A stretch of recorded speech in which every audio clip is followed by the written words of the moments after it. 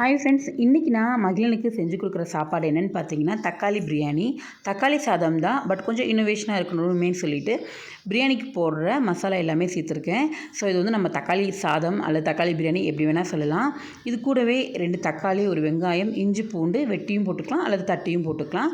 Carrot மகிழனுக்கு பிடிக்கும், so அதுவும் நான் சேர்த்துருக்கேன். கூடவே கொத்தமல்லி, கருவேப்பிலை இதெல்லாமே சேர்த்துக்கலாம். ஒரே ஒரு பச்சை மிளகா காம்பு மட்டும் எடுத்துகிட்டு அப்படியே போடுங்க. காரம் சாப்பிடுவாங்கன்னா அதை 2ஆக வெட்டி கூட போடலாம். இதெல்லாம் சேர்த்து கொஞ்சமாக கீ போட்டு இது எல்லாமே சேர்த்து நல்லா மைய வணக்கிடணும்.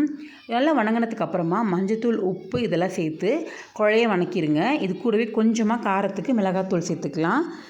நல்லா ஊற வச்ச அரிசி இது கூட சேர்ந்து நல்லா கிளறி விட்டுருங்க. இது கூடவே 1க்கு 2 அப்படிங்கிற ரேஷியோவில் தண்ணி ஊற்றி நல்லா கொதிச்சதுக்கப்புறமா ஹாஃப் பாயிலிங் நல்லா வெந்ததுக்கப்புறமா குக்கர் விசில் போட்டு 3 விசில் விட்டு எடுத்திங்கன்னா சாதம் நல்லா குழைவாக வெந்துடும்.